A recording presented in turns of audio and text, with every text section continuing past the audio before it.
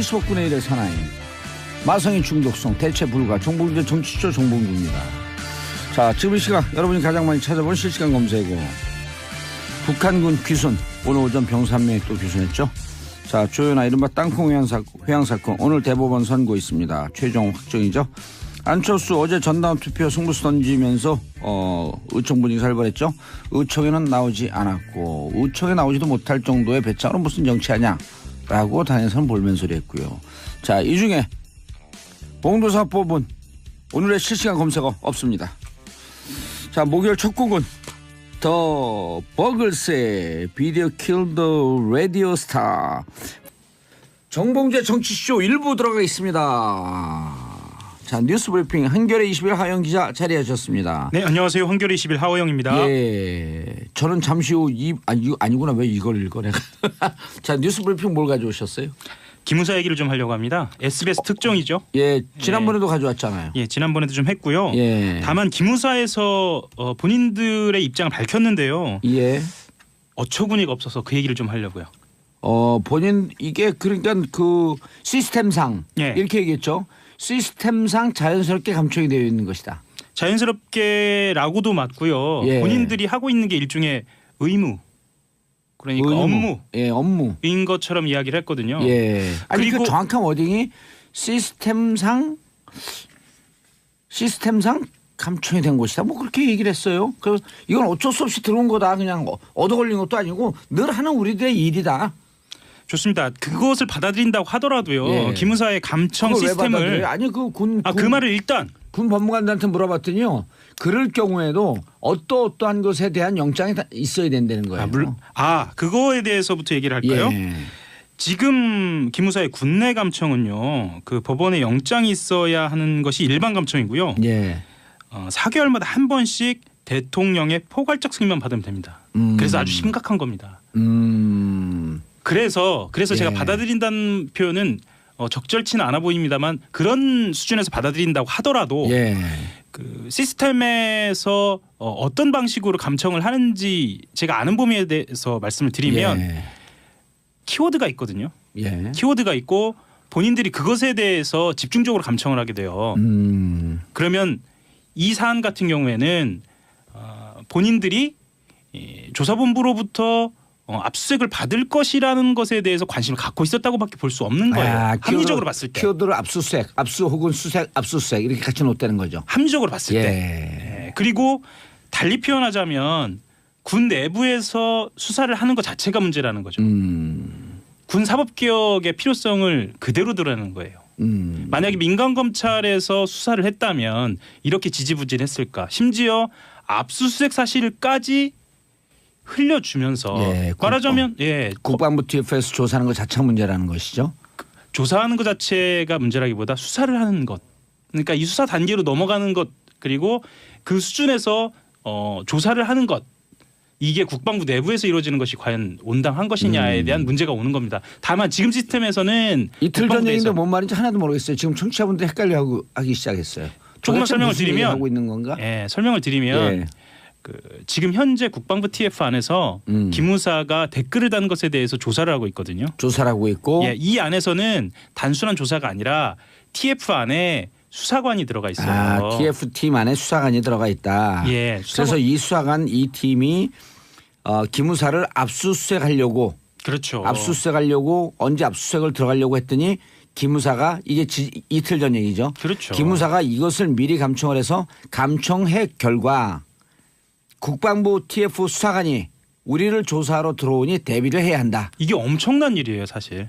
반복된다로 느끼실 텐데 그렇죠. 이게 반복되는 얘기가 아니에요. 그래 우리가 그때 그 얘기했잖아요. 우병우가 이석수 특별감찰관을 뒷조사한 것, 사찰한 것 때문에 지금 구속됐다. 그렇죠. 그리고 이 문제가 이것은 기무사들이 이렇게 불법 감청을 통해서 자신들에 대해 수사하는 것을 미리 알아서 대비를 세웠다라고 한다면 이 기무사는 다 구속감이다.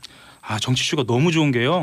어찌 보면 좀 지루해할 수도 있는데 이렇게 너무 재밌게 말씀해 주셔가지고 제가 또 얘기를 할 수 있어서 너무 좋네요. 청취자분들이요. 잘 이해를 못해 이렇게 뚝 얘기하면 그리고 자기들끼리 다 얘기 다 한 줄 알고 그냥 끝내거든요. 그럼 청취자분들이 이게 뭐지 채널 돌려요. 어디로 돌린 줄 아세요?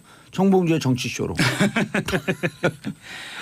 그래서 예. 2013년에 있었던 사이버 사령부 수사가 왜 그렇게 진행됐는지도 이제야 조금 알 수 있을 것 같아요. 사이버 사령부 조사가 제대로 안 됐는데 그때도 조사하는 과정을 다 감청을 하면서 미리 알고 있었다. 아마 그랬을 것이다. 왜냐하면 그때 당시에 2013년 10월에 첩보들을 한 뒤에 예.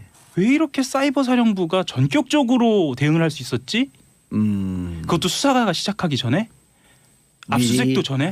미리 수사하는 것을 도감청을 통해서 다 들여다보고 있었던 거예요. 아마 그러지 않았을까라는 합리적 의심이 가능해진 거죠. 합리적 의심이 아니라 뭐 그런 합리적 판단이라고 좀 해줘야죠. 예를 의심도 들면요. 아니에요. 네, 예를 들면 당시에 대비가 어느 정도 이루어졌냐면 그 보통의 수사에 대비를 하는 정도가 아니고요. 예. 아주 디테일하게 각각의 컴퓨터에서 어떤 부분을 지워야 할지까지 아주 세밀하게 지시가 내려졌거든요. 예. 이거는 수사 내용을 알고 있었다는 얘기예요. 알겠습니다. 근데 지금 그래서 네. 국방부 TF 내 수사관이 들어가는데 그걸 미리 알고 대비를 했다. 그럼 지금 이 시점에서 어떻게 조치를 취해야 되는 거예요? 지금 상황에서는 국방부 TF 수사관이 수사하는 게 문제다. 문제면 대책이 있어야 될 거 아니에요. 지금 상황에서 안타깝지만 대책은 사실상 없어요. 왜냐하면은 그럼 뭐 기무사 조사 못하고 국방개혁 못한다는 얘기 아니에요? 송영무 국방부 장관이 결단해야 되는 거 아니에요? 결단을 해야죠. 결단을 해야 하는데 지금 체계에서는 군 검찰에서 하는 게 맞아요. 그게 군 법상 검찰에서. 그렇습니다. 예. 예. 그런데 송영무 국방부 장관은 지난번 김관진 구속적 부심으로 석방됐을 때 김동준 인천지방법원 부장판사가 이게 뭐 이런 그 도구 같은 경우가 다 있냐? 네. 그렇게 비판했음에도 불구하고 송영무 국방부 장관이 이랬잖아요. 잘된 것으로 판단한다. 그래서 우선순위를 두면 됩니다. 이 감청에 대해서는 아주 철저하게 군 검찰이 조사해서 절대 이걸 하지 못하도록 일단 막아놔야 돼요. 이렇게 한 사람들 일단 다 처벌해야지. 그렇죠. 이게 순서입니다. 그 다음에 감청한 사람들, 불법 감청한 사람들, 그래서 자신들에게 압수수색이 들어온 것을 알고 대비한 사람들 도대체 누가 지시했는지 앞으로는 절대 못하게. 네, 앞으로 절대 못해. 책임자가 누군지 누가 지시했는지 네. 누가 액션 플랜에 가담을 했는지. 이게 나중에라도 불법적인 무언가를 한 다음에 본인들이 그것을 덮으려고 할 때 일종의 계기가 될 수 있어요. 그래서 네. 굉장히 중요한 뉴스고 이것은 끝까지 지켜봐야 합니다. 어떻게 처리될지요. SBS가 계속 단독으로 한 게 이게 훌륭하게 잘했네요. 그렇죠. 우리가 있는 곳이 지금 예. 어디예요? SBS 정치쇼입니다. SBS 정치쇼 잘하고 있습니다. 짝짝짝. 그리고 하나만 더 말씀드릴게요. 그러나 이렇게 잘하고 있는 것을 끝내면 안 되죠. 악착같이 그렇죠. 끝까지. 누가 지시를 했고 이 사람들에 대해서 처벌의 행동이 옮겨지고 있는지 조사가 진행되고 있는지 이걸 계속 후속 보도를 해야 될 거 아니에요.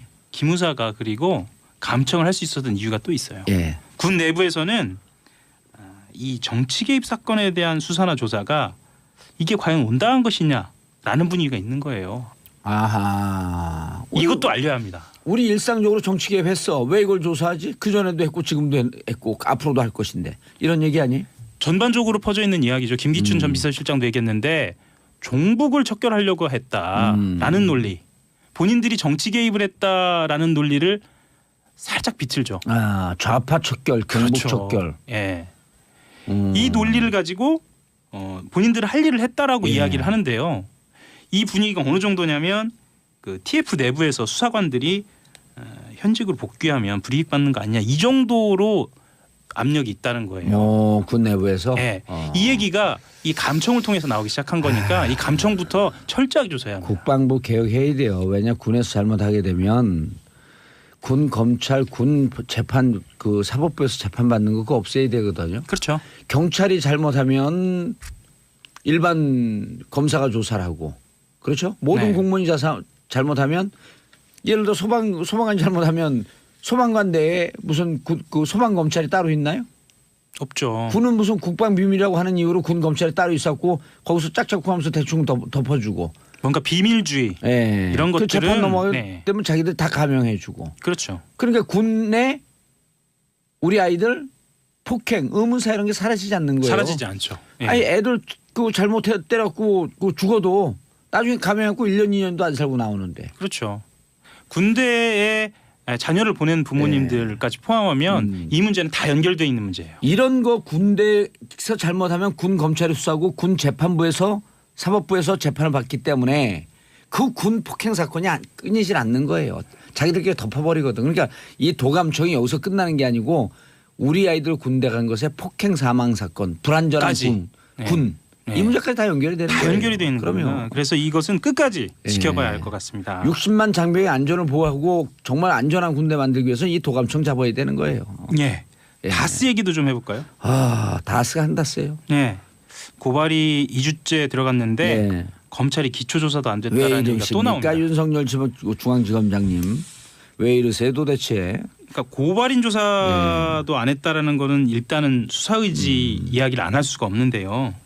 그 민주사회를 위한 변호사 모임 민변하고 참여연대가 고발을 했습니다. 그런데 아직 고발인 조사를 받지 못했다라면서 오늘입니다. 예. 고발을 한 분들이 수사를 촉구하는 의견서를 검찰에 낼 계획입니다. 이게 지금 배당된 거를 보니까 서울중앙지검 형사 1부에 배당이 돼 몇 있습니다. 차장 위치인가요?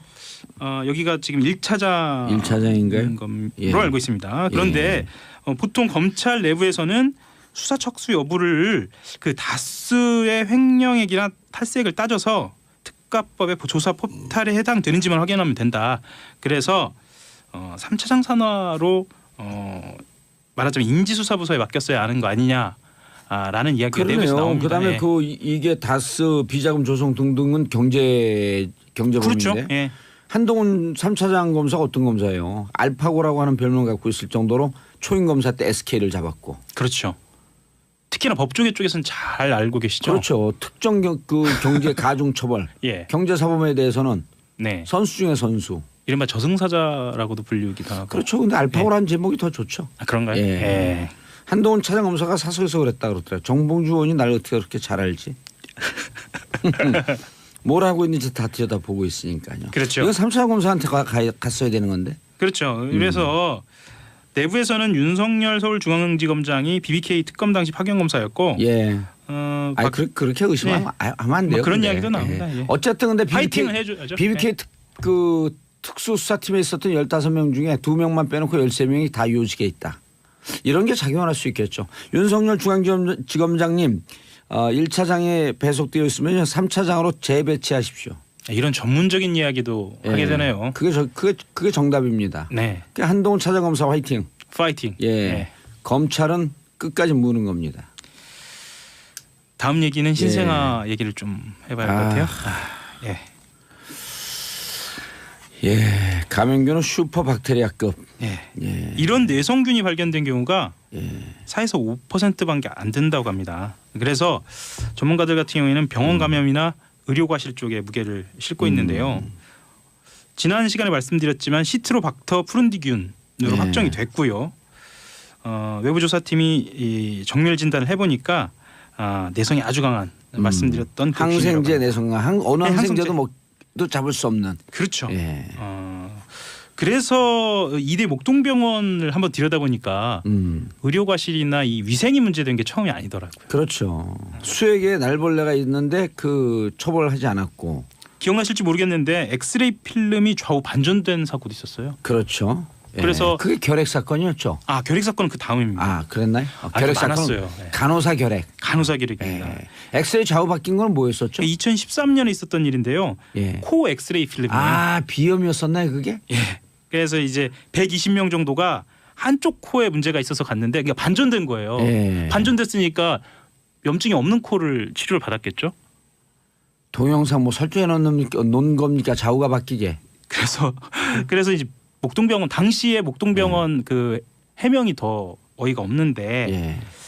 염증 치료에 그쳤으니까 뭐 큰 피해는 없었다라고 얘기하고 말았어요. 그때 바로 잡았어야 합니다. 그럼요. 그래서 전문가들 같은 경우에는 아까 말씀하셨던 것처럼 그 지난해 7월에 있었던 신생아실 간호사 결핵 감염 사건 그리고 그 전에 그 엑스레이 반전 사건을 포함해서 그때 바로 잡았으면 이런 대형 사건이 안 나지 않았을까라는 예. 뭐 뒤늦은 안타까움 뭐 그렇게 얘기하고 있죠. 의료사고 안전사고가 많이 발생하는데 그래서 제가 이제 어제 그 행정부에 있는 전문가한테 이제 카톡으로 네. 문의를 했더니 네. 이렇게 얘기하더라고요. 매뉴얼은 있는데 매뉴얼대로 실행하지 않았다. 특히 목동병원이 심했던 것 같다. 매뉴얼 얘기하니까 그렇죠. 안전사고는 불가피하게 예. 일어날 수밖에 없지만 그 안전사고를 최소화하는 것이 현장 병원 의사 간호사들의 몫이다. 또 매뉴얼 얘기가 나오면 또 마음이 아프네요. 예. 네. 왜요? 사후 조치 같은 경우에는 이게 그것 또한 당국이 꼼꼼하게 따져놓지 않으면 예. 또 세월호 얘기 안 할 수가 없는데 그 안전 매뉴얼 같은 경우에는 어쨌거나 좀 따져놔야 할 것 같습니다. 그럼요. 예. 이번에 목동병원 같은 경우는 최악의 경우 소아과 산부인과 병원을 폐쇄하는 수준까지 조처를 할 각오로 밀어붙여야 할 것 같습니다. 그 어제 병원 유가족 면담도 예. 병원 태도가 문제가 있어서 예. 파행이 됐거든요. 예. 아직도 뭘 잘못한지 모르는 것 같아요. 네. 잘못은 할 수 있지만 잘못한 걸 알고 고치려고 노력해야죠. 자, 하영 기자님 인사하시고요. 한겨레 21 하영이었습니다. 감사합니다. 예, 저는 2부 아빠들의 왕수다로 돌아옵니다. 광고 들으시고 채널 고정하소서. 정봉재 정치쇼 2부 아빠들의 왕수다 들어가겠습니다. 자, 함께 하실 분 정인설 한국경제신문 기자 자리하셨고요. 안녕하세요. 정인설입니다. 예. 손수호 변호사님. 네, 안녕하세요. 예, 고현준 만평 작가 겸 평론가 겸 전국구 사회자. 반갑습니다. 고현준입니다. 그 뭐 머리 좀 이상해. 아니 그냥 이건 쓰는 게 맞아요. 예. 항의하는데 항의에 띠를 두른 것 같아요. 예. 이 세상을 검게 만들자 검띠. 아 근데 이게 머리를 세팅을 했으니까 예. 망가지진 말아야겠고. 그렇죠. 쓰긴 써야겠고. 예. 근데 그 어렸을 때 태권도 빨간 띠까지밖에 안 땄죠. 전 태권도 안 다녔습니다. 안 다녔어요. 예. 그러니까 검은 띠에 대한 컴플렉스가 있는 거야. 저 검은 띠. 네. 알겠습니다. 저는 근데 이번 주에 꼭 하고 싶은 말이 있어요. 예. 정치쇼의 이제 위력을 정말 느꼈습니다. 왜요? 제가 보통 이제 기자들은 자기 기사 관련해서 검색을 좀 해요. 자기 이름을 연관 검색어로 고현준 작가님 뜨더라고요. 그게 뭐 위력이 아니면 어디 갖고 사람들이 사인해달라 그러지 그게 위력이지. 어찌됐든 제가 그때 고현준 작가님이 검색어도 제 이름이 같이 누가 떠요. 검색을 해봤다는 거죠? 그래서 그걸? 연관 검색어로 뜨더라고요. 네. 그리고 또 정치쇼도 같이 뜨더라고요. 근데 그 위력이라고 하는 얘기가 당연한 건가요? 감동을 네. 먹기에는 좀 허접하다. 조금 약하네. 죄송합니다. 자, 919님 예산 휴게소에 정치쇼 나오네요. 차에서 듣다 잠시 휴게소에 들렸는데 봉도사님 목소리 나와서 놀랐습니다. 제가 한 작년에 여론조사 팟캐스트 한번 한 적이 있거든요. 네. 그게 전국적으로 어느 지역에서 지지율이 제일 높게 나오나 한번 봤어요. 어디일 것 같아요? 예산이었나요? 충청도. 충청도죠. 이게 충청도 분들이 겉으로 얘기를 하지 않는데 밑으로 좌파 진보 이런 분들이 은근히 많은 거예요. 그래요? 예, 그래서 문재인 대통령도 할 때 보면 어떤 이슈에 대해서 밀릴 때 밀리지 않고 굳건히 버텨주는 데가 충청도예요. 묘한데요, 여기가. 다음에 기회가 되면 충청도로 아니 이제 저 지역으로는 안 나가요 이제. 지역 그게 국회의원은 안 해요. 큰 물에서. 예. 그리고 또 제가 충남이 고향 아니에요. 그러니까요. 정신적 고향 홍성. 홍성이요? 예, 홍성에서 살았잖아요. 정신적 고향. 아니 또 저희 어머니 고향 홍상이라서. 홍상? 홍성. 홍성. 예. 홍성은 깜짝 놀랐습니다. 예. 홍성은 함이. 깜짝 놀랐습니다. 예, 재밌는 얘기 해줄까요? 네. 이거 얘기해도 돼요. 지금 청와대 정무석 하는 그 한병도 네. 네네. 면회를 왔어요. 다른 의원들하고 같이. 네. 근데 유일하게 한병도 의원만 안 왔어요. 그게 왜 안 왔냐? 그랬더니 횡성에 가 있는 거예요. 잘못 가는 거요? 그럴 수 있어. 횡성에 가고 예. 횡성 교도소를 못 찾으니까 또 횡성 경찰서 간 거예요. 네. 그 경찰서 그 지키는 위병 네. 그한테 여기 교도소가 어디냐 그러니까 네. 또 이 있어요. 경찰이 저쪽에 네, 있습니다. 있어요. 횡성 교도소가 있어요? 네, 있어요. 근데 그걸 못 찾고 그래갖고 전화 통화하는데 있을 거예요. 같이 온 다른 사람들한테 형 거기 어디야? 여기 교도소 내니까 나는 못 찾겠는데 어딘데? 그러니까 지금 강원도 횡성에 와 있지. 지금 그런 분이 정무수석하고 네. 있다는 거죠. 그만큼 인간이 훌륭하다는 거예요. 네. 그렇지. 택시 타고 저기 목동 와야 되는데 저도 예. 목동 간 적 있어요. 저 중랑구 목동. 중랑구 목동. 그거 바로 노원구 옆이잖아요. 진짜 놀랐어요. 전 거길 처음 가본 거예요. 내리자마자. 목동인데 혼자서 아파트도 안 보이고 그 목동역이란 데 저를 내려주셨거든요. 정말 당황했습니다. 그리고 거기서 오는데 3만 몇천 들었어요. 상당히 거기가 멀죠. 어렸을 때 화랑촌인가 뭔가 하는 데가 우리 그 일대에서 제일 부촌이어갖고 초등학교 5학년서부터 중학교 1학년 때 그 동네 갖고 부촌에서 나온 애들 죄다 두들겨 팼거든요. 그러니까.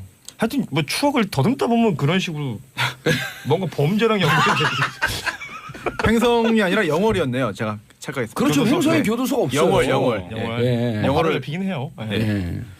횡성에는 교도소가 네네. 없어요. 영월 그래서 가야 결국 되는데 면회를 못 왔어요. 한 번도 면회를 못 왔어요. 한병도 정무수석이 그래서 유일하게 한 번 온 게 횡성으로 갔어요. 강원도. 듣고 있는 한병도 수석. 자, 이런 건 명예훼손이죠. 뭐가요? 제가 지금 한병도 수석이 잘못 찾아왔다라고 하는 것. 명예훼손이죠. 아 명예훼손밖에 없는 것 같은데요. 그래요? 오히려 더 친근하고 네. 인간적인 미가 부각돼서 아마 한병도 정무석이 좋아할 것 같습니다. 좀 기가 어둡거나 일치거나 이런 생각을 할 수 아니 있죠. 아니 그 기사가 있었어요 따로. 기사가 있는데 기사에 잘못 든. 아니요 기사한테 잘못 오달지. 그러니까. 예. 네. 그래서요? 횡성으로 가자 그랬으니까. 갔겠죠. 한병도 수석이 명예훼손 걸면 좋아요. 그럼 제가 합의하고 돈 줄 거 아니 그걸로 둘이 술 먹으면 되지 뭐. 그렇군요. 네. 아무튼 첫 뭐 번째 이슈. 안철수의 승부수 통할까? 고현준 작가님. 네. 작가들이 난리가 났어요. 밖에서 재밌다고 계속하라고. 한병도 수석 얘기 계속하라고. 어제였습니다. 20일 날 그 안철수 국민의당 대표가 이걸 뭐라고 그래야 될까요? 회심의 일격. 그러니까 회심의 자살골. 자살골입니다. 그 뭐 해보신 분들은 알겠지만 도박하시는 분들 왜 몰빵이라고 하지 않습니까? 뭐 예. 주식할 때도 몰빵하고. 예. 비어 아니에요 비어? 비어. 아 괜찮았어요. 우리 컨셉이에요. 네. 비어 잘 쓰는 아 그래요? 네. 예. 야, 몰빵을 한 것 올인. 같아요. 예. 올인. 올인. 예, 올인. 근데 올인도 제대로 된 영어가 아니라서. 아니 다걸기. 제대로 된 거예요. 다걸기라고 하죠. 에, 다걸기 말로. 다슬기. 다걸기. 예. 아무튼 안철수 대표는 뭔가 이게 국어를 이렇게 우리가 고생시켜도 될까요? 대단한 결심을 하고 어제 기자회견을 했습니다. 그 예. 기자회견 후폭풍으로 그 이제 통합의 반대파에서 의총을 소집했는데 또 그 의총이 안 나오면서 험한 분위기들이 연출이 됐죠. 대표적으로 뭐 정동영 의원이나 뭐 유성엽 의원은 뭐 끌고 와라 뭐 이런 얘기까지. 끌고 와서라도 참가를 시켜라. 그렇죠. 유성엽 의원이 그런 얘기를 했었는데 그랬더니 또 송기석 의원 측에서는 말 좀 가려해라 뭐 이런 얘기도 하고 뭐 그게 이제 또 요즘은 워낙에 방송에서 여과 없이 그냥 다 노출이 되니까 예. 그런 모습들을 그 뉴스를 통해서 볼 수가 있었는데 안철수 대표 입장에서는 그 승부수를 띄운 거죠. 전당원 투표라는 승부수를 띄우면서 통합 찬반을 따져보자. 예. 찬성이 되면 본인은 백의종군 하면서 새로운 그 인재들을 영입하는데 노력을 할 것이고 반대가 되면 당권을 내려놓겠다. 뭐 이런 그 마지막 승부수로 보이는데요. 통합에 있어서는 예. 그 안철수 대표의 승부수를 보면서 결국은 국민의당과 이제 바른정당 간의 통합 문제가 결국은 그 내년에 있을 6.13 지방선거를 타겟으로 하는 것일 텐데 그 어찌 보면 국민의당이 그 호남을 지지로 하고 있는 그 중역들과 안철수계 간의 밑바닥을 보여주는 그런 상황이 연출된 것이 아닌가 그렇게 보입니다. 아니 근데 항상 어디든지 이별은 아름다울 수가 없잖아요. 그냥 분당으로 가는 모습은 그냥 어쩔 수 없이 약간 좀 구질구질할 수밖에 없는데 왜 그럼에도 불구하고 안철수 대표가 이 시점에서 승부수 그러니까 말씀하신 전당원 자살골이라고 얘기하는 투표라는 그 승부수를 했을까? 띄운 거잖아요. 예. 근데 저는- 전당 이게 예를 들어 그냥 당의 해산 합당에 관한 상의 의결 아니에요. 그렇죠. 이게 당규 13조에 보게 되면 있거든요. 이거는 그래서 그 전당대회의 기능이에요. 지금 합당하겠다는 거 아니에요. 해산하겠다는 거 아니에요. 그럼 전당대회를 해야 되는데 느닷없이 전당원 투표제로 던졌거든요. 그렇죠. 그건 이제 또 그 5조인가요? 뭐 그 꼼수를 부린 거예요. 당무 의원회가 의결에 회부한 안건은 전당원 투표제를 할 수 있다. 그러니까 당규를 비비틀어 갖고 당규에도 안 맞는 걸 던지면서 전당대회 하면 대의원대회에서 밀릴 것 같으니까 전당원을 하게 되면 이길 것 같으니까. 그러니까 심플한 의결 구조를 찾아낸 것 같아요. 제가 보기에는 예, 뭐 지금 자기가 이길 수 있는. 그렇죠. 이 절차들을 다 뭐 살펴봤겠죠. 예. 그러면서 어제도 그 지적을 했었단 말이에요. 그러니까 호남계 의원들이 이 전당대회 얘기를 했더니 당규에 따르면 가능하다 전당원 투표가 예. 안철수 의원 측에서 그렇게 얘기를 한 거거든요. 이게 지금 말씀하신 이런 부분들을 제가 보기에는 발췌해낸 것이 아닌가. 찾아낸 거죠. 예. 예. 그렇다면은 이 전당원 투표라는 게 확실히 본인에게 유리하다는 생각은 하고 있는 거 아니에요. 그렇죠. 실제로 8월에 전당대회가 있을 때 비슷한 방식으로 해서 ARS와 모바일 투표를 해서 당 대표가 됐잖아요. 51%. 네, 그러니까 그래서 아마 그 상황이 계속 연출될 거다. 그리고 사실 국민의당에서 안철수 대표 말고 대항마라고 하면 좀 박지원, 뭐 말씀하신 박정천, 천정배, 정동영 이렇게 꼽는데 될 수 있을 것인가 그에 대한 자신감이 있는 거죠 사실. 그럼 말씀하신 대로 40명 국민의당 의원 중에 30명 뭐 안팎이 반대를 하고 있으니 당연히 전당대회로 가면 불리하니까 법칙상 룰 게임이죠. 룰을 자기에게 유리하게 가져가려고 하는 거죠. 이게 투표나 뭐 선거라는 게 그 룰에 따라서 나오는 결과가 확 달라지니까요. 예. 예. 아니 근데 전당원 투표하게 되면 그 안철수 대표한테 유리한 결과 나와요.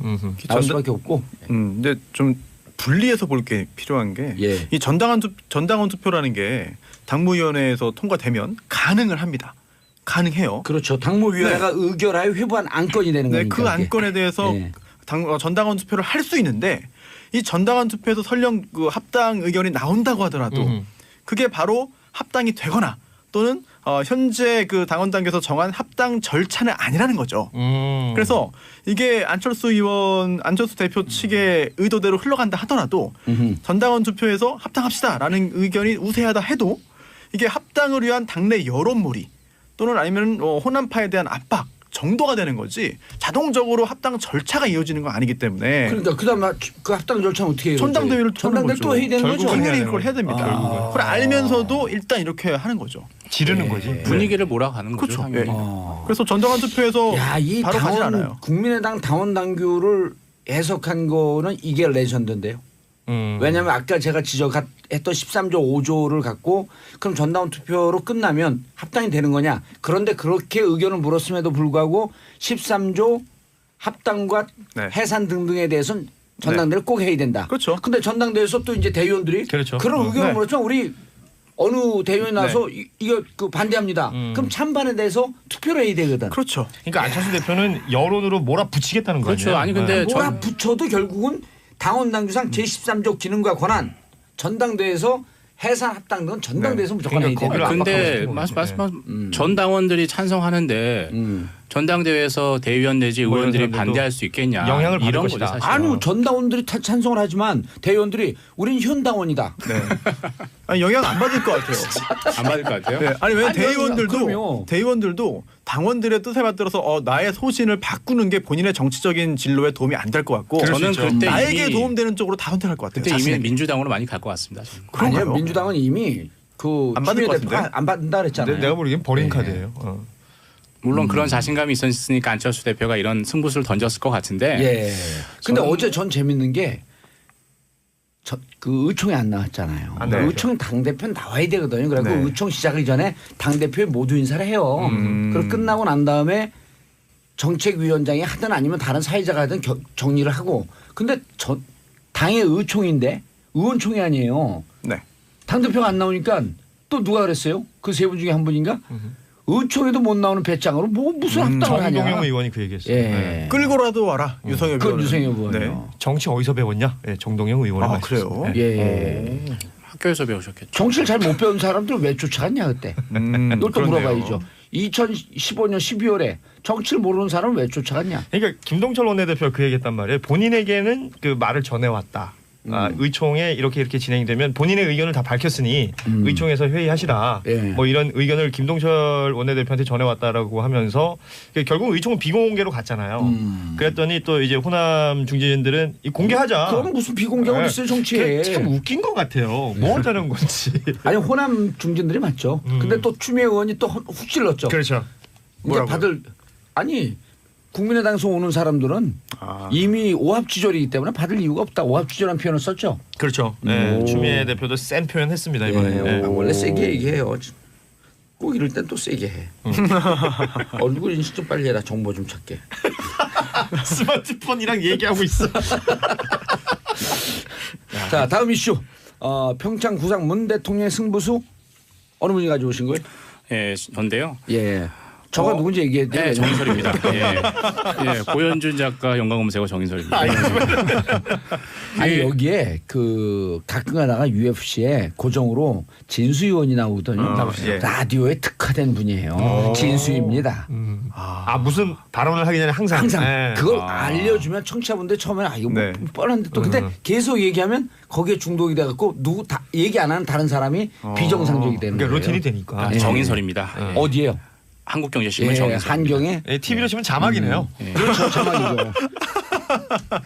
근데 한국경제신문이 이번에 유독 째려보시네. 문재인 대통령의 방중에 대해서 고춧가루를 아주 그냥 홀대로. 청양고춧가루 제대로 뿌리고 다녔어요. 왜 그랬어요 도대체? 그 부서 틀려요? 저희만 뿌린 건 아닐 거고 예. 아마 여러 많이 군데 같이 뿌렸고 지금 뿌렸을 겁니다만. 뿌린 데들 다 지금 우리가 추적 중이거든요. 그렇습니다. 예. 사과 한번 하시고 아니, 여기 사장도 하는데 왜 사과를 해요? 예? 사장님. 정 씨한테 너무 그러지 마세요, 손 씨. 야, 정봉주 전국구 송년회 갔더니 네. 정시 되게 많아. 네. 제가 정씨이기 때문에 여기 있는 거죠 사실. 예. PD님, 작가님 다 진행자 다 네. 정씨. 예. 그렇죠. 그리고 여기 본부장인 정태익이 정 씨예요. 맞죠. 아, SBS 이 정치쇼 주변에 정씨들 우리 그때 봤잖아요. 몇 명이었습니까 그때? 센터장, 아니 진행자, 25명 중에 13명이에요. 담당 PD 그리고 패널들도 정씨가 되게 많거든요. 정씨 아니면 정두원, 정택은 정씨 아니면 안 써요. 정씨 쇼예요. 정치 쇼가 그리고 아니라 전혀 정씨쇼예요. 정씨 쇼. 정씨 쇼 그리고 전혁 씨도 원래는 정혁 썼어요. 야 남의 집 족보까지 받고 가면서 이거 정혁인데 잘못 썼고 전혁이 된 거예요. 예, 정인설입니다. 예, 가시죠 얼른. 예, 문재인 대통령이 이제 평창 올림픽과 그리고 한미 연합 훈련 관련해서 이제 그동안 계속 얘기해왔던 이게 쌍중단 얘기가 있었잖아요. 그거는 중국에서 중국이 얘기하는, 얘기했던 네. 거고 러시아에서 동조했던 건데 그와 유사한 형태로 얘기를 했죠. 북한이 도발을 중단하면 2월 9일이죠. 2월 9일에 평창 올림픽이 개막하는데 이제 우리 가장 큰 훈련 키 리졸브 옛날 팀 스피릿 훈련으로 불렸던 예. 키 리저브 독수리 훈련. 예, 그게 2월 말 4월까지 이어지는데 이게 같이 열리면 분위기가 좀 약간 긴장 분위기가 조성되고 매 훈련 때마다 북한이 도발하잖아요. 그렇죠. 그러니까 올림픽 평화 분위기에 찬물을 끼얹으니까 그걸 연기를 하자라고 미국 측에 제의를 하고 미국 측에서 한미 동맹에 의거해서 한미 군사 당국의 의견에 철저히 따르겠다 이렇게 얘기를 했어요. 그게 MBC 인터뷰에서 얘기한 거잖아요. 맞습니다. 네. 그게 NBC. NBC 예. 동계올림픽 평창올림픽 공식 중계사죠. MBC에서 기차 얘기를 타고 가면서 했고 인터뷰했던데요. 그렇죠. 이른바 대통령 전용 열차 경강선을 타고 가면서 얘기를 했는데 이제 중요한 건 이제 북한이 받느냐 이게 중요한 거죠. 미국은 뭐 거의 오케이. 근데 미국이 그동안 안 하려고 했던 이유는 미국은 1년 내내 훈련이거든요. 한국하고만 연합 훈련을 하는 게 아니라 뭐 호주, 캐나다, 영국, 일본 돌아가면서 하는데 그렇죠. 그 일정이 연기가 꼬이는 되면 거니까. 다른 것도 네. 다 꼬인다. 아니 근데 캐나다 이렇게 된 방문하고 거죠. 있는 틸러슨이 아는 바 없다 그랬단 말이에요 또. 즉 tiller스는 이제 두 가지 얘기가 있죠. 국무장관이니까 이거는 국무장관 소관이 아니다. 국방장관. 매티스 국방장관에게 물어봐야 된다라는 거고 하나 또 하나는 끝물이다. 틸러슨 장관이 교체설, 예, 사퇴설이 아니 계속 근데 야구하고 그 있죠. 예. 틸러스 장관이 이게 공개됐는지 어쩐지 모르겠는데 틸러슨을 지금 파이어 시키지 못하는 게 트럼프의 전공 아니에요. You fire 이 전공인데 근데 여기서 생략된 표현도 있죠. You are fired인데 발음이 안 되는 거예요. You fire. You are fired거든요. 근데 어쨌든 매티스가 뭐라 그랬냐면 틸러슨이 그만두면 같이 그만두게 될 것이다. 매티스 때문에 지금 못 자르는 거예요. 그리고 실질적으로 투트랙 전술에 적합하거든요. 둘이 잘 어울리긴 네. 해요. 아니 트럼프가 막 질러대면 또 틸러슨이 다른 얘기하고 틸러슨이 질러대면 또 다른 얘기하고 이게 미국의 그 투트랙 전략에는 좋은 거예요. 그래서 어쨌든 틸러슨은 모른다고 했는데 이건 군사적인 문제이기 때문에 난 잘 모르겠다. 이런 그 뉘앙스였다는 거죠. 청와대에서도 그렇게 얘기를 했죠. 그 부분에 대해서는 이건 국무장관 소관이 아니고 매티스 소관, 국방장관이 보고 라인이다. 이렇게 얘기를 했죠. 그렇죠. 사실 그걸 결정하고 한미 연합사에서 결정을 하는 거죠. 예. 그런데 이제 이게 사실은 그 보통 이제 티 리저브 훈련이 2월 말 3월 혹은 3월 말 4월 초 이렇게 그렇죠. 있기 때문에 어찌 보면 올림픽과 관계가 없는데 올림픽 끝나자마자 패럴림픽도 되잖아요. 패럴림픽이 3월 9일부터인데요. 그러니까 그게 패럴림픽 겹쳐요. 기간을 겹치죠. 예. 근데 패럴림픽에는 또 북한 선수단은 파견하기로 했다는 거 아니에요? 아 그래요? 잘 모르겠어요. 그러니까 뭐가 여러분들이 정해진 바는 확인해 없는 거, 주셔야죠. 정해진 네. 바는 없다는 거예요. 예. 그러니까 북한의 어떤 그 반응이나 응답이 현재 없는 거죠. 이 부분에 대해서는. 그래서 그 문재인 대통령은 일단은 얘기를 한 거고 예. 제안을 한 거고 미국과 이렇게 진행이 되고 있다라는 것까지는 인터뷰에서 밝힌 건데 이제 뭐 말하자면 북한에서 어떻게 나올 것인가 이 부분이 가장 뭐 좀 우리가 주목을 그렇죠. 해야 될 일단 부분이죠. 그 제안을 해놨고 북한이 여기에 대해서 응대를 할지 그거는 이제 두고 봐야 될 일인 근데 저는 거죠. 묘한 뉘앙스를 느꼈던 게 이번에 제안한 게 아니라 오래전부터 물밑 작업을 해온 것 같은 느낌을 받았거든요. 사실상 연기는 하기로 했었어요. 네. 근데 이제 이걸 공표를 하는 시점을 두고 계속 그 저울질을 해오다가 이제 대통령이 먼저 얘기를 한 건데 가장 중요한 건 이제 북한이죠. 사실. 그러니까요. 뭐 수는 북한에 갔는데 이게 공교롭게 이제 북한이 이제 그 ICBM 완성 시점 물론 김정은이 우리는 핵무력을 완성했다라고 얘기를 하지만 가장 중요한 게 대기권 재진입이잖아요. 그 부분에 대해서 미국은 3개월 정도 있으면 완성이 될 거다라고 얘기를 했거든요. 그 시점이 대략 이 3월하고 연초라고 봤던 거예요. 예. 그러니까 그 이게 뭐 쌍중단 얘기를 하지만 결국 문재인 대통령이 이렇게 얘기한 거는 뭐 훈련 안 하고 저쪽에 올림픽 참가하고 뭐 이런 분위기가 뭐 이렇게 쭉 이어가면 대화 국면을 만들겠다라는 그렇죠. 의지인 거잖아요. 그리고 이제 그 우리 외교 군사 외교 안보 전문가들은 그 중국이 제안했던 쌍중단의 정신과 연계시키지 마라. 이건 평화 올림픽을 위해서 군사 훈련을 일시 우리가 연기하는 딜레이하는 것이니 거잖아요. 쌍중단이라고 하게 되면 자꾸만 이제 그럼 또 남남 갈등이 생기잖아요. 맞아요. 중국의 제안을 뭐 받아들이는 네. 거냐? 그럼 또 한국경제신문이 얼마나 신나겠어요? 막 써댈 거 아니야 이걸 또. 홍보해 주셔서 실제로 감사합니다. 지금 예. 최문순 강원지사 등이 예. 중국 가가지고 북한 그런 체육계 인사들하고 만났어요. 오. 그래서 좀 평창 올림픽 참가에 대해서 좀 의견을 많이 나눴고 또 귀국해서 또 언론 인터뷰도 했거든요. 예. 네, 직전에 뭔가 성과가 좀 있다. 굉장히 좀 긍정적인 반응을 보였는데 그게 실제로 그런 건지 아니면은 북한 측에서 좀 너무 긍정적으로 반응을 보여준 건지는 아직까지 확인은 되지 않습니다. 그런데 이제 중요한 건 틸러슨도 얘기를 했지만은 서너 개 정도의 대화 창구는 계속 가동하고 있다. 그러니까 물밑 접촉은 다 이루어지고 있는 거고 지난번에 원비어 그것도 그 유럽에서 만나는 비공개 접촉 라인을 통해 갖고 그렇죠. 확인을 한 거 아니에요? 그래서 이것이 그냥 전혀 근거 없이 나온 게 아니고 무언가 물밑 접촉을 통해서 어느 정도 성과가 있었기 때문에 얘기한 것이다. 이렇게 보는 거죠. 그런데 이제 대화까지 갈 거냐는 사실 잘 예. 모르겠는데 잘 모르는 건 우리가 3부에서 하면 안 될까요? 잘 모르는 거 지금 계속할 수는 없죠. 3부에서 예. 돌아. 자, 광고 듣고 3부 돌아오겠습니다. 정봉재 정치쇼 3부 순서 들어왔습니다. 자, 여러분들께서는 정인설 한국경제신문 기자, 손소 변호사, 고현준 만평 작가, 전국구 송년회 사회자와 함께하고 계십니다. 아까 잘 모르는 게 뭘 잘 모르겠다 그랬죠? 이제 북한이 대화에까지 나설 것인가. 예. 북한이 계속해서 이제 얘기하는 게 전제 조건이 이제 핵 국가임을 핵 보유국임을 인정하라는 거잖아요. 예. 미국은 핵 동결 내지는 도발 중단 이래야지 서로 대화를 하겠다라는 건데 거기까지는 안 갈 것 같고 다만 도발 관련해서는 계속해서 기싸움을 하면서 분위기를 볼 것 같아요. 이번에 근데 우리 문재인 대통령이 제안한 게 그러한 핵 문제, 남북한 대화, 협정 무슨 이런 걸 하자는 게 아니고 평창 동계올림픽을 앞두고 모든 절차를 중지하잖아요. 그렇죠. 잠시. 연기하자. 그래서 제가 보기에는 북한이 문재인 대통령의 제안을 받을 것 같고요.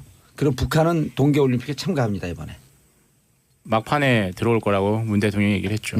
아니 막판 아니고 뭐 중판에 들어와도 되고 초판에 들어와도 되고. 예, 100% 참여합니다. 그러면 이제 북한 입장에서도 할 거다 했거든요. 저는 군사분계선을 육로로 북한 선수단이 뭐 버스나 이런 걸 이용해 가지고 넘어오는 그 장면이 막 머릿속에 이상하게 그려져요. 그러면 그리고 이제 그걸 또 설정으로 재밌게 그 군사분계선 거기서 그 낮은 포복으로 오는 거야 선수들이. 그래요? 그럼 우리들 딱 체포해갖고 평창으로 데리고 가는 거예요. 낮은 폭으로. 오늘도 북한 병사 1명이 기순했죠. 예, 속보가 있었어요. 알겠습니다. 자, 샵 1035 짧은 문자 50원, 긴 문자 100원. 요즘은 우리 그 작가 선생님들이 이 문자에 대해서 별로 이렇게 달가워하지 않는 게 아니라 갈증을 안 내는 것 같아요. 문자가 많이 들어오니까. 있을 때 잘해. 문자 있을 때. 자, 4504님, 봉도사님 반갑습니다. 하루라도 방송 안 들으면 밥 안 먹은 것 같은 기분이 크크크. 인천에서 유광미 드림. 감사합니다. 김미정님, 고윤주님 배우 정우 닮았어요. 잘생기셨어요. 자, 나이로 따지면요. 네, 배우 정우가 고현준을 닮은 겁니다. 여가 먼저 태어났어요. 제가 몇 년 더 예. 먼저 태어났네요. 네. 정우 씨가 지금 20대 초반이고 우리 고현준 씨가 지금 20대 후반이거든요. 너무 좋다 이런 거. 예. 아니었어요? 20대 중반이었어요? 좋다고요. 중반이었어요? 죄송합니다. 좋아요. 중반인 줄 알았더니 후반이네. 네. 우리 봉도사님 지금 흥분하셔서 침을 막 흘리시면서 말씀하시는데. 침 원래 흘려요. 갈 때가 됐어요. 그리고 저는 침이 흐르는 스타일이 침이 이게 입자가 얇아지면 날아가잖아요. 네. 미자는 누구예요? 입자가 아는 분이 있어요. 미자가 입자 동생이 미자예요. 그래서 이게 침이 근데 두껍게 떨어져요. 그러니까 뚝뚝 흐르는 거예요. 바로 아래로. 바로 아래. 남에게 피해를 안 네. 끼치고. 이른바 이제 폭포형 방편이라고. 마이크를 이걸 씌워놓은 스펀지 같은 게 축축해 보이네요. 아니 이건 그렇죠. 누가 이제 그 다음에 여기서 방송하는 사람 지식이에요. 제 입냄새 때문에. 아 더러워 죽겠어.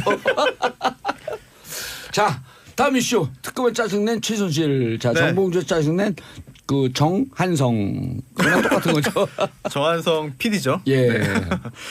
최순실 씨가 재판에 나왔습니다. 이재용 부회장 항소심 재판인데 여기에 증인으로 나왔어요. 예. 1심에는 증언을 거부했습니다. 오호. 항의 차원에서. 근데 이번에는 과연 증언을 할까 생각했는데 실제로 굉장히 적극적으로 증언을 했습니다. 그런데 야단치면서. 네, 내용이 좀 이게 특검한테 짜증을 내고 신경질을 냈는데요. 보기 좋지 않았어요. 재판장이 경고를 했습니다. 그런데도 불구하고 특검에게 도대체 뭘 묻는 거냐, 똑바로 질문을 해라 등등 좀 그런 내용들. 승마 전문가를 데리고 오든지. 그렇죠. 그런 내용의 이야기를 했는데 독일에 가보시던지. 네, 그렇습니다. 이게 특검이 구체적으로 또 이런 질문을 했죠. 아니 딸에게 정유라 씨에게 말을 내 말처럼, 그러니까 자기 것처럼 타면 된다고 말한 게 사실이냐라고 했더니 최순실 씨가 그럼 내 말처럼 타라고 하지 남의 말처럼 타라고 하냐, 그렇게 반박을 하고요. 말이 맞아요. 네, 또 특검이 차분하게 질문을 잘 듣고 이렇게 대답해라라고 하니까 갑자기 대뜸 그러니까 왜 새벽에 남의 딸을 데리고 갔냐? 라고 하면서 새벽에 그 정유라 씨가 갔던 게 자발적으로 간 게 아니라 납치됐던 거다라고 하는 뜻의 얘기를 하면서 딸이랑 나랑 지금 싸움 붙이는 거냐. 나는 지금도 걔가 정유라 씨가 딸이 왜 그렇게 얘기했는지 모르겠다라고 말을 했어요. 그리고 화를 내면서 반박을 한 거죠, 세게. 그러면서 특검에서 이렇게도 말했습니다. 말 구입했던 거 관련해서 계속해서 질문을 한 거죠. 그러자 독일을 한번 갔다 오든가 아니면 말을 연구한 검사님이 나오시는가 하지 답답하다. 라고 말을 하면서요. 특검이 답변이 잘 이해가 안 간다라고 말을 하니까 아니 저도 이해가 안 갑니다라고 해서 방청석에서 심지어 웃음이 터졌다고 합니다. 이건 법정의 품위라는 게 있잖아요. 예. 네, 그 부분에 있어서 아주 심각한 훼손 같아요. 그렇습니다. 재판을 사실 웬만한 변호사보다 집중적으로 굉장히 많은 수의 재판을 하다 보니까 익숙해져서 그런 건지 원래 성격이 그런 건지 모르겠습니다만 그런 태도를 보였고요. 최순실 씨가 착각하는 거 아닐까 혹시? 어떤 걸 착각하죠? 법정 팟캐스트를 하고 있는 거로? 막 그런 느낌이에요. 어디 예전에 그 동네 슈퍼에서 어머님들끼리 모여가지고 막 수다 떨 때 슈퍼 어머니 팟캐스트 뭐 이런 거. 괜찮다고. 아니 사실 포기한 거 아닌가요? 사실 다 내려가. 믿을 게 절대. 근데요 아주 최순실 씨 고도의 술수인 것 보면요. 같아요. 그리고 전략적 마인드도 있고요. 일단 맨갑이에요. 멘탈이 그렇죠. 가벼워요. 네. 25년 구형받잖아요. 네. 쓰러졌고 일어나지도 못해요. 네. 조석들도 못 나와요. 아니 일단 그 포기를 절대 안 한 것 같습니다. 왜냐하면은 증언하면서도 핵심 부분에 있어서는 다 지금 부정을 하거나 모른다고 넘어가는데 일단 인정한 것도 있어요. 그래서 박근혜 전 대통령과 2달 동안 259번이나 통화했냐 맞냐라고 했더니 대포폰으로 인정했습니다. 예. 인정하면서 40년씩인데 그 정도 못하냐? 그렇습니다. 그러면 통화 내용이 뭐냐 물었더니 통화 내용을 묻는 건 실례다. 라는 답을 했습니다. 증인이. 실례를 하나 들어달라는 거 아니에요? 검사는. 나에게 실례다 묻는 거 묻지 말아라 라는 말을 했죠. 네, 실제로. 그리고 또 청와대 출입한 적 있냐. 수사해야죠. 청와대 출입한 적 있냐 했더니 있다. 하지만 그렇게 자주 간 건 아니다. 라는 말을 했고요. 또 의미 있는 부분도 하나 있습니다. 2015년에 독일에서 호텔을 삽니다. 최순실 씨가 호텔을 이제 매입하는데요. 그때 그 돈이 삼성이 코어스포츠로 보낸 돈이 맞냐라고 했더니 맞다.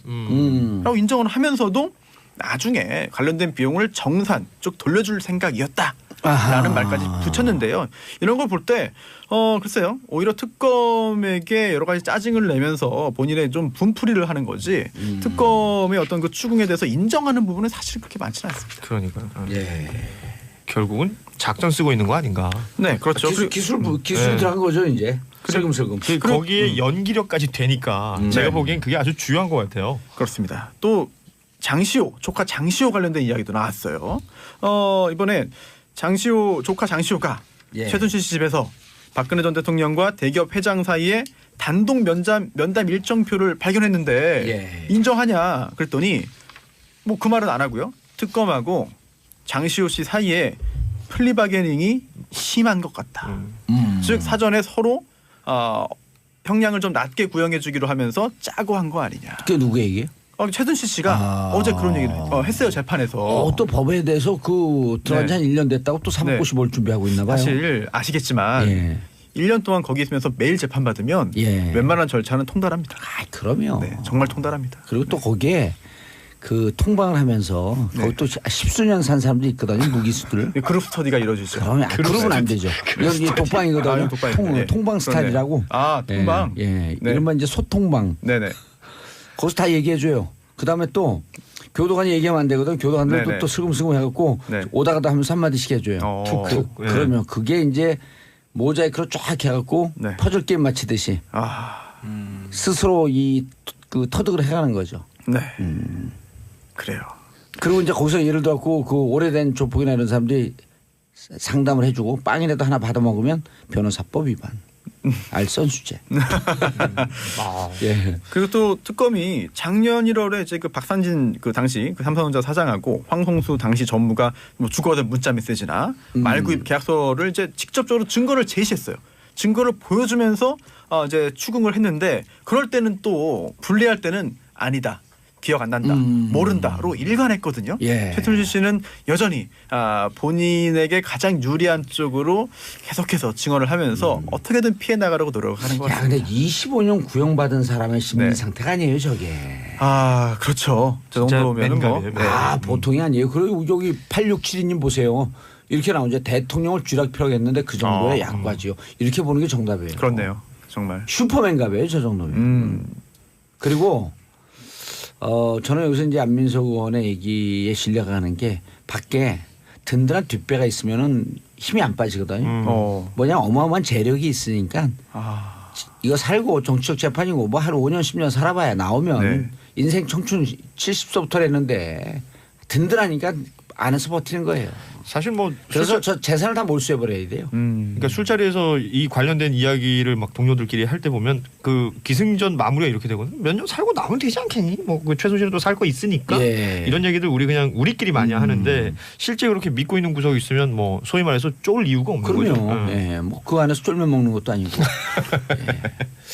자, 정석 기자님, 미정은 위원장이 뭐예요? 김정은. 미정은이 아니라 김정은. 아 밖에서 오타났네요. 네. 초조하니까 계속 오타나요. 정석 기자님, 김정은 위원장이 해킹 공격을 명령했다? 지난 5월이었죠. 예. 워너크라이라고 이제 그 랜섬웨어 일종 랜섬웨어. 그죠. 랜섬웨어라는 게 이제 인지라고 소프트웨어 합쳐가지고 그렇죠. 이거 풀어줄 테니 돈 내놔라. 돈 내놔라 이거잖아요. 그래서 그게 이제 전 세계 150개국에 피해를 미쳤고 예. 영국 같은 경우는 아예 의료 체계 병원 자체가 마비가 됐었어요. 워너크라이라는? 그렇죠. 워너크라이. 워너크라이, 위너크라이. 워너크라이죠. 워너크라이. 워너크라이에 있어서 그게 그동안 배우는 항상 우리 아까 기승전 기승전 북으로 끝났어요. 모든 해킹은 우리나라에서도 뭐 이렇게 뚜렷이 안 나오면 북한 소행으로 추정된다. 예. 디도스 이런 거 항상 얘기했습니다. 근데 미국도 이번에 다 해보니 결국에 북한밖에 없더라. 지난번에 랜섬웨어 그 공격했을 때의 조합이나 이런 배열이 비슷했다. 맞습니다. 거의 유사했다 이런 거 그렇죠. 아니에요? 그동안의 사례가 많았어요. 한국은행도 한번 7, 8차례 예. 해킹을 했었고 그다음에 가장 미국하고 관련된 건 2014년에 소니 픽처스 해킹해가지고 이게 누구 소행이니 뭐 했을 때 그때도 북한이었다라는 거잖아요. 소니가 네. 그때 영화를 만들었는데 인터뷰.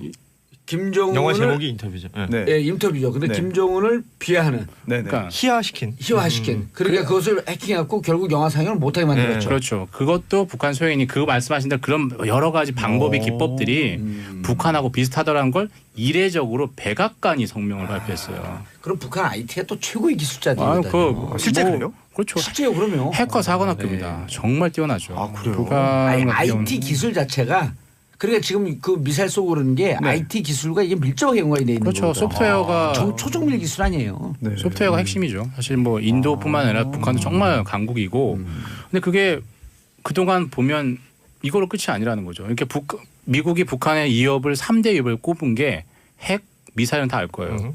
사이버 공격, 이걸 딱 지목을 하면서 그 다음 날 워너크라이는 북한의 소행이다라고 밝혔고 미국뿐만 아니라 영국, 캐나다, 호주, 일본이 다 동의를 했습니다. 그 결론. 영국이 동의했죠. 일본도 이거 다 동의를 했어요. 그래서 뭐 전 세계적으로 정말 북한이 미사일 강국인 동시에 소프트웨어 강국이 됐고 아니, 그건 원래부터 알려져 있는 거예요. 그러니까 전 세계적으로 인정이 된 거죠. 그렇죠. 이제. 예. 근데 중요한 건 이제 최근에 우리 가상화폐 많이 하잖아요. 예. 얼마 전에 우리나라에서도 그저께 가상화폐 거래소 해킹을 받았는데 그렇죠. 이것 역시도 북한의 소행으로 추정을 하고 실제로 지난 뭐 올해 들어서 있었잖아요. 그건 북한으로 거의 추정을 하고 있어요. 8,500만 불 해킹한 거예요? 맞습니다.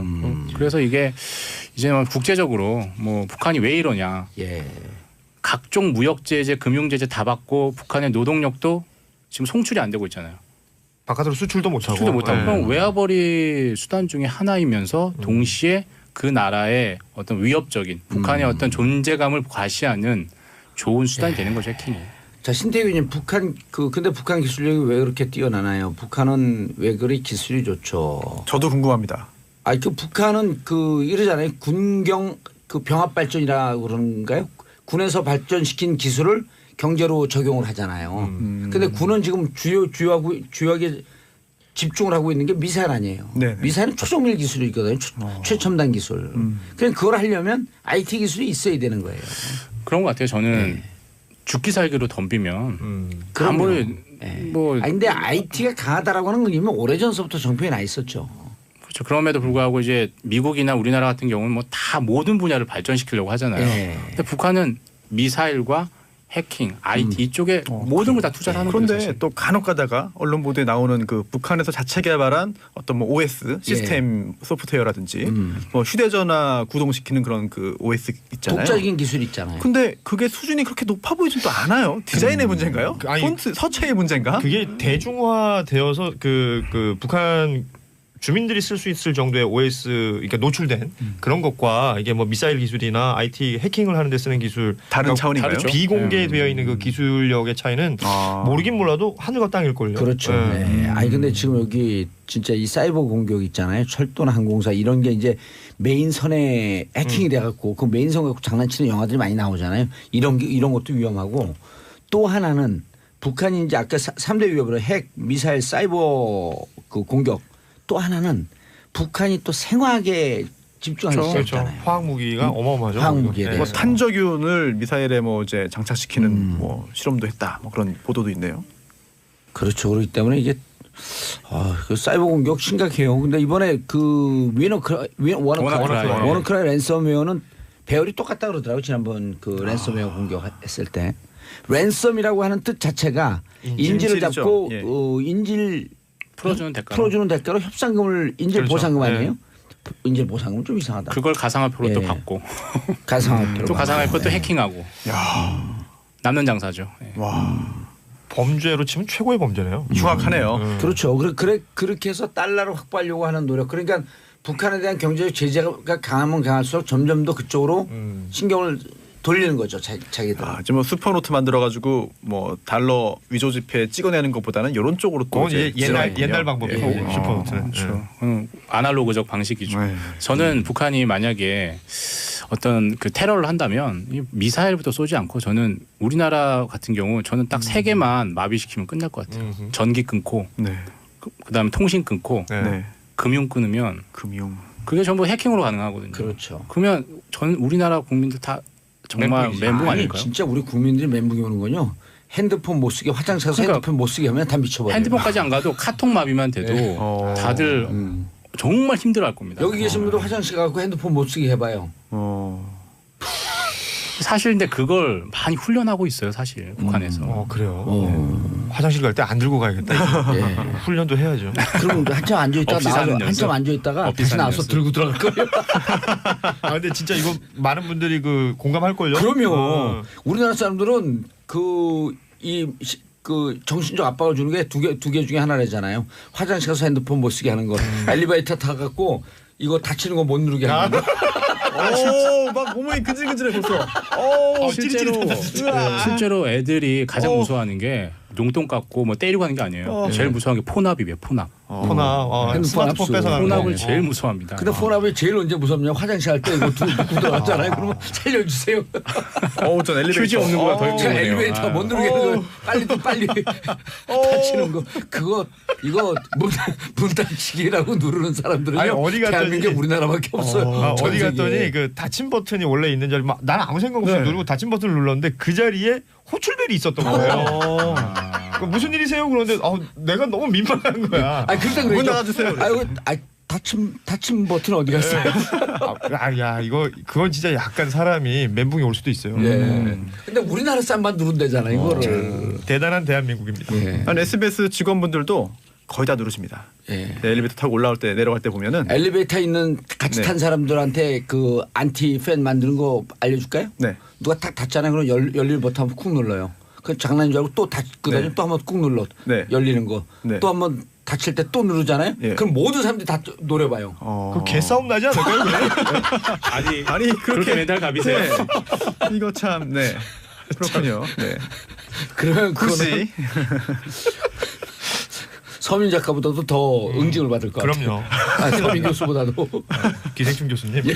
아, 느닷없이 이상한 짓을 했고. 자 다음 고현준 작가님. 성희롱 문제 내부 고발자 해고됐다? 이거 네. 무슨 얘기예요 또? 요즘 뭐 성희롱, 뭐 성폭행, 성추행 관련된 이야기들 계속 나옵니다. 뭐 그 미투 그 운동도 사실 예. 여기 일환일 텐데 이번에는 그 한 조직 내에서 그 성희롱 피해자분들이 내부 고발을 했고 그게 진행이 되는 과정에서 오히려 성희롱 혐의가 있는 사람들은 면죄부를 받고 성희롱 고발을 했던 내부 고발자들은 해고를 당했다라는 얘기인데 무엇보다 이 조직이 그죠 이름을 밝혀주셔야 그렇죠. 되는 거 아닌가요? 유엔의 산하기구죠. 네. 유니세프. 아동구호기구인 유니세프 한국 지부.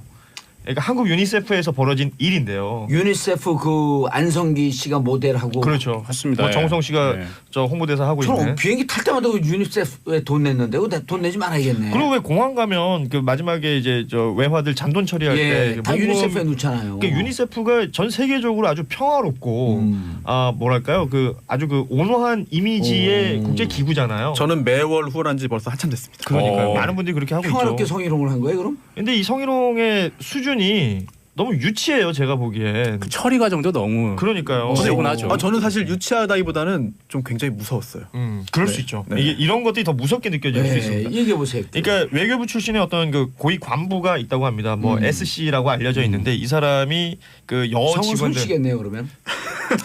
그럴 수도 있네요. 손신 손씨 씨도 있고 뭐 성씨도 있고 성씨도 있어요. 예. 승씨도 있습니다. 예, 아무튼 뭐 유추해 갑시다.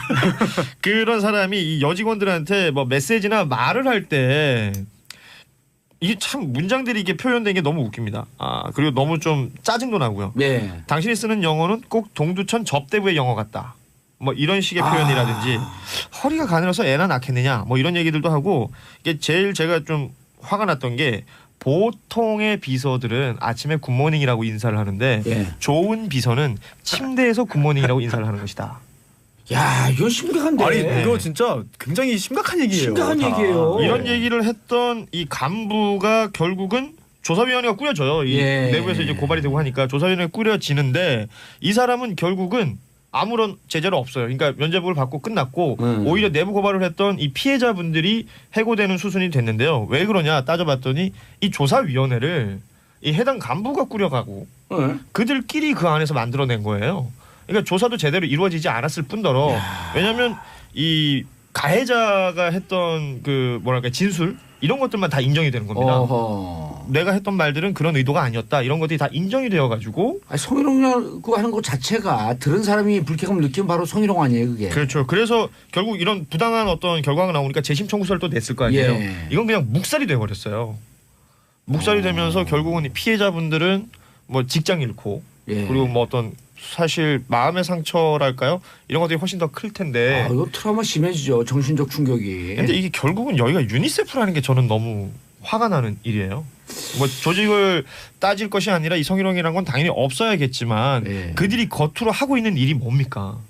그런 피해자들 그리고 또 아동 성학대 당하는 친구들에 대해서 유니세프에서 지금 보호하는 활동들 하고 있거든요. 아동 보호 이런 등등 보게 되면 가장 도덕성이 높게 요구되는 단체죠. 그러니까요. 그 안에서 오고 갔다는 이런 메시지들이 이런 말들을 하는 사람들이 겉으로 나와서는 아동 구호나 이런 거 하는 것처럼 보일 거 아니에요.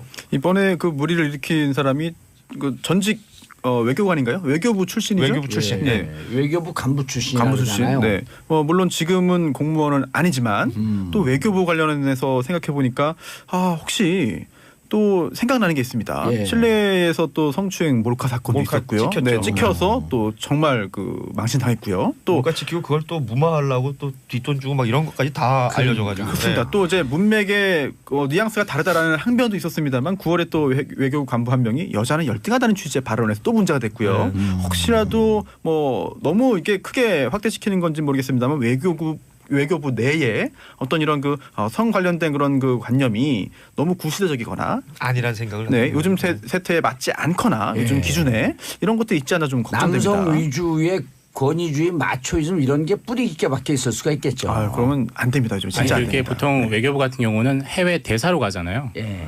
그래서 본인의 왕국이에요, 사실. 아, 그렇죠. 약간 맞아요. 네. 폐쇄적이고 약간은 독립돼 있으니까 에티오피아 대사도 이런 사건 성비 사건이 있었고요. 코이카 그 그렇죠. 외교부 맞아요. 산하 네. 그러니까 외교부 관련돼서 이런 일들이 많은 이유는 그만 그러한 내부 해야죠. 조직 문화가 좀 잘못되어 있다라고 하는 그런 추정을 해볼 수가 있겠네요.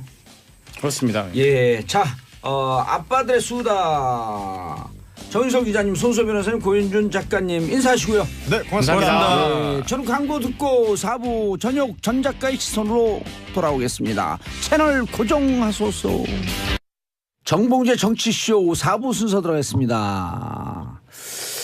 자, 작가의 남다른 관점으로 우리 사회를 들여다보는 시간 전 작가의 시선 전혁 작가님 자리하셨습니다. 안녕하세요. 반가워요. 눈길에 조심하셨어요? 그럼요. 무사히 오신 거 보니까 조심하신 것 같아요. 뒤꿈치부터 뒷구서 따박따박 걷고 있어요. 운동화 신고 오셨어요? 네. 조심해야 돼 진짜. 네. 그래도 생각보다는 오늘 그렇게 미끄럽지는 않네요. 날이 풀려갖고. 그러게요. 다행히. 어저께 살얼은 얼 것 같더라고요. 그래서 좀 걱정했는데 괜찮아서 다행이에요. 전 새벽에 네. 평상시보다 한 10분 15분 더 빨리 나왔거든요. 오. 왜냐면 이제 어제 눈이 왔고 길이 막혔을 줄 알고. 네. 회사에서 사람들이 차를 안 갖고 왔나 봐요. 네. 차가 평상시에 반으로 줄었어요. 그 길이 안 달리셨네. 길이 안 먹히더라고. 원래 새벽에 뭐 안 막히는데 뭘 또 그렇게 엄살을. 며칠 전에 막혀갖고. 자, 오늘 시선 어디에 꽂히셨어요? 우리가 그 과거의 경험에 예. 거기서 이제 벗어날 필요도 있다고 생각해요. 며칠 전에는 차가 막혔지만 오늘은 그렇지 않았잖아요. 예. 저는 그 안철수 대표의 어떤 승부수, 예. 이 전 당원 투표에 이제 자신의 정치적 생명은 물론 그 바른 정당하고의 통합을 걸겠다 하는 것이 전반적으로 굉장히 냉소적으로 보고 있는 것 같아요.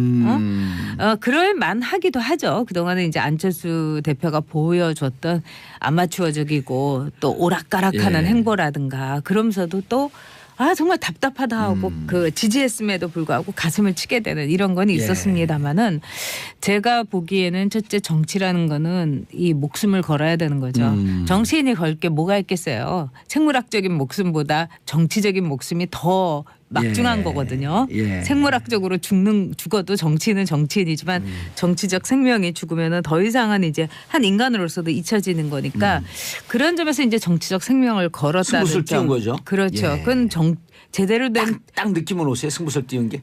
당연하죠. 이것보다 더한 승부수가 어디 있겠어요. 그리고 두 번째는 냉소적으로 보고 냉소적으로 말할 수 있는 자격이 과연 대한민국 국민 중에 또는 정치인 중에 진짜 있을까 이런 생각도 들어요. 이제 혹자는 그러죠. 딱 전당원 투표에 붙였다 하니까 오세훈 시장의 그 투표가 생각이 난다. 그렇기 때문에 안철수가 이제 오세훈 시장 못지않게 이제 끝나는 거다. 패망할 이제 것이다. 네, 그렇게 보기도 하죠. 그런데 제가 볼 때는 이제 안철수의 선택이 오세훈 파트 2냐 아니면 정말 정치적인 기적이냐. 저는 안철수가 폭망을 한다 하더라도 예. 이런 하나의 승부수를 띄우고서라도 이 정치판을 떠난다면 그 자체가 의미가 있다 이렇게 생각을 해요. 즉 국민 성과가 없을 거라고 예측하세요? 저는 반반이에요. 그리고 이제 전당원 투표에서 얼마나 이제 동원력을 갖고 있느냐, 예. 또 대표가 모바일로 됐던 한다 그러더라고요. 그렇죠. 예. 그런 점에서는 상당히 이제 승부수도 있긴 하지만은 문제는 뭐냐면은 안철수가 갖고 있는 그 어떤 정치적인 팬덤이 그렇게 공고하지가 않아요. 예를 그러니까요. 들면은 박근혜 팬덤이라든지 예. 그 문재인 팬덤이라든가 그래서 정치인이 이런 승부수를 띄울 때 가장 이제 뒷 배경을 받쳐주는 거는 정치인의 즉 강력한 지지력. 강력한 네가 어떤 짓을 하더라도 여기까지 나갈 수 있는 정치인의 어떤 강력한 팬덤인데 그 점에서는 부족하죠. 그리고 예. 두 번째는 국민의 정당이 갖고 있는 아주 묘한 그 얼치기 지역 그 기반에다가 예. 또 그러면서도 그들이 갖고 있는 가치가 굉장히 혼재되어 있다는 것. 그런 점에서는 저는 문제는 있다고 보지만은 예. 그러나 우리 국민들이 갖고 있는 시선도 있어요. 좀 이제 고만했으면 좋은 사람들이 있잖아요. 그 사람들을 꽤 많죠. 네.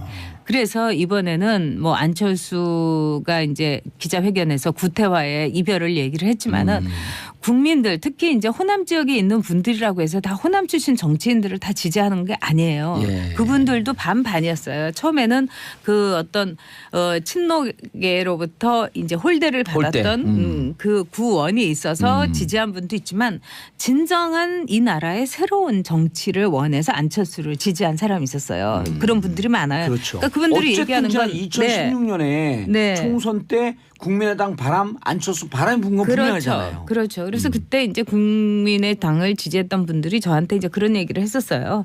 이 호남에 계신 분들이 무능하지 않다, 무책임하지 않다. 그러나 어설프다. 하지만 어설픈 거는 자신이 아주 고된 훈련을 통해 가면서 정말 도제 밑에서 이 호남이라는 도제 밑에서 그 정치 집단의 도제 밑에서 고생하면 되지 않겠느냐 이런 이제 생각을 하신 분도 있죠. 그래서 제가 보기에는 이 안철수의 승부수에 대해서 우리가 마음도 열고 눈도 열고 볼 필요는 있다 이렇게 생각을 합니다. 예, 알겠습니다. 그런 의미에서 정치인 안철수 전격 분석. 네, 일단 매우 독특한 캐릭터의 그 정치인이죠. 예. 첫째는 그 모든 캐릭터가 이 반정치적이에요. 안철수는. 그러니까 골방의 정치인이고 그다음에 사람을 좋아하지 않고 예. 그리고 사람이 떠난다는 말을 많이 들었고 실제로 많이 그랬어요. 그랬죠. 그래서 또 두 번째는 뭐냐면은 정치인에게 제일 중요한 거는 인파워먼트예요. 그러니까 각자의 자신을 도와주는 지지 세력 혹은 정치인들에게 당신은 뭘 해달라고 확실하게 임무를 줘야 돼요. 아, 그게 임무임과 동시에 신뢰. 그렇죠. 그리고 자기 자신도 여기서는 손을 띄어야 되는 거죠. 근데 이제 안철수 그 후보가 지난 대선에서 마지막에 했던 거는 나 홀로 뚜벅이 그러니까요. 유세였어요. 이거는 뭐냐면은 전혀 정치적이잖아요. 다른 사람들이 뭐 할 거를 지정해주지 않은 채 나 혼자서 김사과처럼 뚜벅이처럼 돌아다닌다고 하면 이거는 사실은 선거 운동으로서는 상당히 비조직적이고 원시적이고 무모한 거예요. 근데 그런 점에서 이제 최장직 교수가 이제 안철수의 그 정책 네트워크 내일의 이사장을 그만두면서 이런 얘기를 했죠. 나의 역할이 없었다. 나의 주장과 나의 아이디어가 전혀 받아들여지지 않았다. 그분의 역량을 극도로 썼으면 어마어마한 바로 그거예요. 역량을 보였을 뿐인데. 네, 좋은 사람들이 모였지만 그 사람들에 대해서 할 일도 또 자신이 갖고 있는 후보로서의 말하자면 내 대신 보낸다 할 수 있는 사람이 안철수 주변에 하나도 없잖아요. 예를 들면 문재인 대통령이 이번에 아랍에미리트에 임종석 실장을 보냈는데 사람들은 그걸 어쨌든 문재인 대통령 대신에 왔다고 했지만은 안철수는 그럴 사람이 없었던 거예요. 그래서 정말 그 정치계에서 매우 독특하고 예. 이제까지 전례 없던 캐릭터의 정치적 신데렐라였다. 이 신데렐라는 또 어떤 점에서 그러냐면은 이제까지 이 정치 쪽에서 이렇게 볼 때는 계단을 밟은 정치인들이 대선 후보가 됐어요. 근데 안철수 대표의 경우에는 기본적으로 볼 때 방송에서 무릎팍도사라는 방송에서 예능 떠가지고 프로에서. 그렇죠. 그러니까 예능이 키운 이 정치 스타라는 점을 안철수 대표가 지금까지 극복을 못했던 게 아닌가. 그렇기 때문에 이번 승부수에 대해서 사람들이 글쎄 옷이다 될까요? 뭐 이렇게 그런데, 보는 게 아닌가 싶어요. 그런데 정치에 들어오기 전에 자기 분야에서 네. 그 뭔가 바이러스 퇴치기 벼랑 네, 백신 네. 분야에서 네, 네. 이미 일가를 이루었고 그렇죠. 그리고 네. 그 위인전에 나올 정도로 우리 시대의 시대 교과서에도 정신에 실렸었죠. 네. 투철했던 분이었고 네. 그다음에 2011년에 서울시장 도전한다 그럴 때 무척 신선했고 그렇죠. 50%인데. 이런데 정치적으로 그대로 와갖고 네. 여기서 잘 살렸으면 어쨌든 정치도 외부에서 신선한 충격이 올 필요가 있을 때였었거든요. 네. 저는 네. 안철수 대표에 대해서 제 나름대로 참 그 안쓰러운 건 뭐냐면 이분이 정치를 하지 않았었으면은 더 잘 먹고 잘 살고 편안했을 거예요. 예. 또 이제 여전히 스타의 위치에 있었을 거고. 예. 근데 정치라는 데 뛰어든 거는 아마도 매우 순수한 의지가 아니었을까. 예. 진정한 선의가 아니었을까 이런 생각이 들어요. 즉 자신에게 50%의 지지를 준 이런 국민들의 지지를 보면 이건 정말 안철수 새 정치에 대한 기대다. 기대였었죠. 그러면 이거를 내가 거부한다는 건 매우 오만하고 또 직무유기가 아닌가. 저는 이런 순수한 의지에서 출발했다고 생각해요. 근데 정치라는 거는 순수한 의지를 망가뜨리고 또 발목을 잡고 조롱하고 냉소하고 이런 거죠. 근데 그거를 안철수 대표가 이겨냈어야 되는데 지금으로 볼 때는 만신창이 일보 직전에 가서 정말 피눈물을 삼키면서 승부수를 던졌다. 이렇게밖에 볼 수가 없죠. 전 작가님 지나온 네. 얘기지만 네. 2011년 10월 26일 서울시장 재보궐선거였을 때 네. 지금의 그 박원순 당시 후보는 네. 5%도 안 나오는 그러니까요. 최약체 후보였었거든요. 네, 네. 그럴 때 이제 안철수 당시 일반 민간인이지만 네. 네. 안철수 당시 같은 경우는 50%가 넘어가요. 그러니까요. 네. 그때 당시에 시간을 만약 시계를 되돌릴 수 있다면 그때 본인이 서울시장에 도전하는 게 맞았다? 저는 맞았다고 생각해요. 그렇지만 이제 또 한편으로는 안철수라는 한 개인이 볼 때 우리 정치에서 늘 지지율 싸움으로 예. 할 때 그거를 부시고 싶었던 것도 자기의 새 정치라고 생각했을 거예요. 즉 5%의 지지에 대해서 50%가 양보하고 물러선다는 것도 어떻게 보면은 안철수가 갖고 있던 어떤 새로운 정치의 모습이었기 때문에 오히려 유권자들은 그때 열광했죠. 그래서 삽시간에 순식간에 눈을 떠보니까 대선 후보가 돼버린 거예요. 근데 그 대선에서도 이제 당시에 문재인 후보에게 이제 양보를 했었는데 이런 양보의 정치에 대해서 열광했던 유권자들을 잡아두려면 어떤 게 있어야 되냐. 정치라는 건 뭐냐면 그러니까요, 진짜. 그렇죠. 즉 자신의 장점을 살렸어야 돼요. 안철수가. 근데 안철수 대표는 정치인으로서의 자신의 장점을 오히려 버리면서 민주당에 입당하고 또 민주당을 탈당해가지고 그다음에 국민의당이라는 어떻게 보면은 거기에서 이 호남 쪽에서도 그분은 이제 그만하셨으면 정말 오래 하셨고 그동안 정말 수고하셨으니까 예. 요새 말로 그런 분들하고 다시 손을 잡은 데서 안철수의 패착이 있었다. 지금 안철수 대표가 그 하는 행보를 보면 참 고난의 행군이나 마찬가지인데 아마 그때 꼿꼿하게 자기의 위치를 점하고 있었으면 지금 굉장히 다른 성적표를 받아들일 수도 있었을 겁니다. 예. 전혁 작가님께서 보시기에 이제까지 여러 그 이제 뭐 그 잘못된 선택이 있었다라고들 많이들 얘기하는데 네. 정치를 깊게 네. 이해하고 깊게 바라보는 시선에서 정치인 안철수로서 가장 잘못된 선택이 뭐였었던 것 같아요? 제가 보기에는 어디서부터 이게 잘못 끼워진 거예요? 민주당에 들어간 거였다고 생각해요. 아. 네. 지금 안철수는 그 당시 굉장히 많은 자산을 갖고 있었잖아요.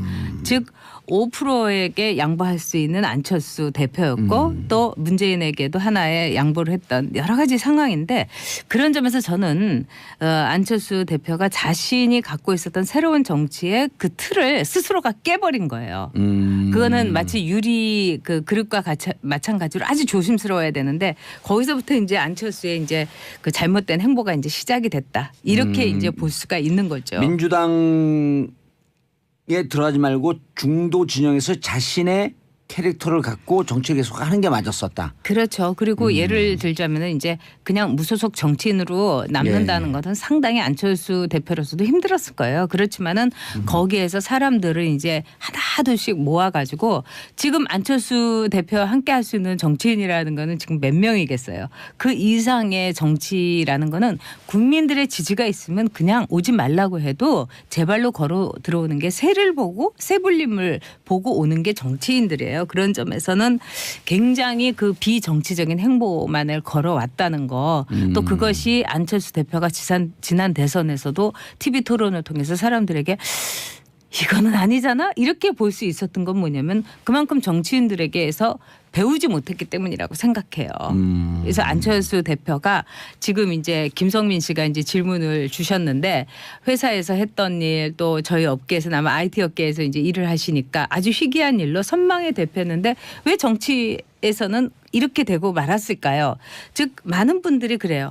너무 좋은 사람이었는데 저 사람 정치를 하더니 어떻게 저렇게 됐을까? 정말 저도 궁금해요. 그렇죠. 정치 DNA가 없는 거 아닐까요? 아니에요. 멀쩡한 사람이 왜 정치에만 들어가면 저렇게 망가질까? 이게 모든 국민들이 갖고 있는 의문일 거예요. 그거는 뭐냐면 정당 정치에 함몰했기 때문이에요. 이 정당이라는 곳에서 구 정치에 자신을 담으면서 자신의 컬러와 자신의 장점을 잃어버리는 것. 이런 점에서 저는 안철수 대표가 정당 정치에서 새로운 길을 진즉 갔으면은 지금과 같은 고통은 없었을 거다 이렇게 보죠. 사람들이 떠나는 건 어떻게 보세요, 그거는? 그거는 이제 안철수 그건 정말 이해가 안 돼요. 정치인으로서 약점 아니에요?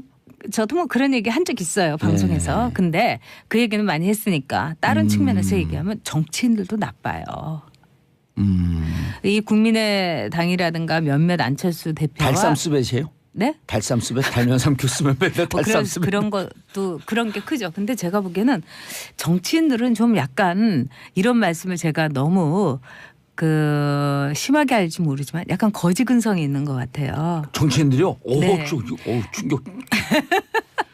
제가 뭐 자유한국당의 전전당에서도 느꼈는데 예. 돈이 많은 사람, 재산이 많다고 하면은 그 사람에게서 너무 돈에 대해서 기대를 많이 해요.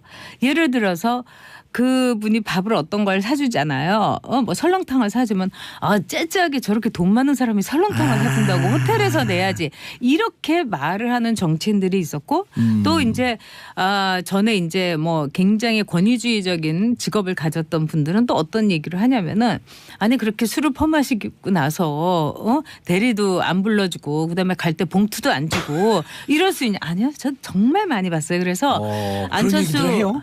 많이 하죠. 그리고 안철수 대표에 대해서도 그 당에서도 그런 얘기를 많이 했었어요. 아니 그렇게 돈도 많은데 좀 풀지. 그런 화끈하게 얘기 저도 들었어요. 쓰지. 그런 얘기는 저도 들었어요. 네. 그리고 뭐 누구 뭐 이렇게 이 차도 좀 사주지. 예. 기사도 붙여주지. 물론 요즘 밥도 잘 산대요, 근데. 그런데 너무 늦었어요. 아니 늦었다기보다는 저는 밥을 사달라고 하는 정치인들이 문제라고 봐요. 아니 그러니까 굳이 아니 밥을 내 살 이유가 뭐가 있어요, 밥그릇 그러면. 내가 채우고 내 밥 내가 사 먹으면서 정치를 해야지 새로운 정치가 시작되지. 정말 저기 맞아요. 참신하고 이런 사람들이 맨날 남한테 밥 사달라고 하고 안철수 제가 대표가 한마디 해도 돼요? 밥 사준 사람 아니잖아요. 네 입으로 들어가는 밥 네 돈으로 먹으라. 그렇죠. 저도 그렇게 생각해요. 그걸 밥을 사달라니까 그러니까 요새 먹으면 말로 되지. 내 팔 내가 흔들고 예. 그거하고 똑같은 거예요. 네 팔 네가 흔들고. 이 우리나라 정치인들도 그런 점에서 예. 안철수 대표의 어떤 이 돈에 대해서 안철수 대표를 일종의 그 돈주머니로 보는 시각 이거에서 벗어나야 돼요. 맞아요. 오늘 저는 그런 컨셉 거를 좋아요. 너무 봤기 때문에 오늘 컨셉 좋아. 네 밥 네가 먹으라. 속이 다 시원하네. 후원금 달라 그러고 그 네. 후원금으로 밥 먹으면 되잖아요. 어떻게 아니 보면. 그리고 왜 정치인들이 맨날 호텔에서 좋은 밥을 먹어야 돼요? 맞아요. 오히려 우리 국민들이 먹는 밥하고 똑같은 수준의 밥을 먹어야 돼요. 예. 저는 그래서 자유한국당의 전전당에 있을 때도 제발 이러지 말아라. 기본납법 거지냐. 3만 원에서 5만 원 올리는 거 그런 거 하지 말아야 돼요. 네, 그러고 이랬어요. 지금 자유한국당의 전전당에서 왜 어떻게 자기의 지역구에 있는 지역 구민보다 더 좋은 밥을 먹어야 되냐. 그 지역구의 수준에 맞게 먹어야 된다. 물론 강남 지역구라면 강남 수준에 먹는 거 제가 뭐라고 저는 하잖아요. 강남 지역구입니다. 글쎄요. 강남 좌파일 뿐이죠. 자, 안철수 대표와 유승민 네. 대표 둘이 만나면 지금 이제 유승민 대표 흥분했어요. 유승민 또 전문가 아니에요. 그러니까 유승민 대표의 경우는 지금 뭐 이렇게 잃을 게 없어요. 예. 안철수가 잃을 게 없다 하지만 진짜 잃을 게 없는 사람이 예. 유승민이잖아요. 아니 근데 안철수 대표는 저렇게 선언하면서 갈 길이 많아진 것 같아요. 그렇죠. 유승민 대표는.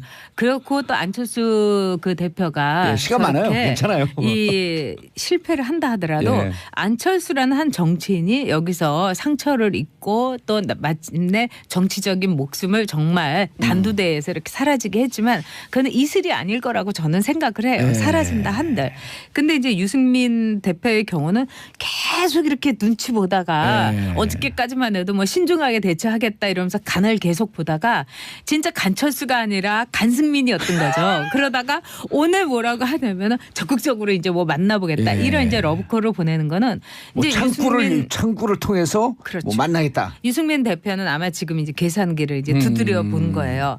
일단 이 통합이 됐으면 누가 대표가 되면 좋을까 이런 여론조사에서 유승민이 안철수를 앞섰잖아요. 앞섰어요? 앞섰어요. 오. 그런 점에서 예. 매우 한껏 고무돼 있고 아하. 두 번째는 내가 안철수쯤이야 이런 식의 굉장히 이 유승민 대표는 마초 기질이 있어요. 정치적으로도 마초 그 얘기 여러 기질이 차례 있고. 하셨잖아요. 그렇기 때문에 이제 정치적인 마초 본능이 되살아난 거예요. 그리고 또 다른 정치인들 좀 알로 보는 기질도 있고. 그런 거 있죠. 내가 굉장히 똑똑하니까. 네. 그렇기 때문에 안철수 대표의 이런 행보에 대해서 지금 안철수 대표가 자신을 던졌기 때문에 내가 이렇게 가만히 있다가는 정치라는 거는 행동하는 사람의 것이에요. 맞아요. 언제 뒤집힐지 모르는 거예요 그러니까 이게. 수동태로 있다가 이러다가 내가 또 이렇게 또 여론조사라는 건 언제 또 뒤집힐지 모르는 거니까 지금 빨리 깃발을 꽂아야 되겠다. 예. 이래가지고 오늘 강력한 멘트를 했더라고요. 적극적으로 이제 한번 우리 합당에 대해서 절차도 알아보자 이러는데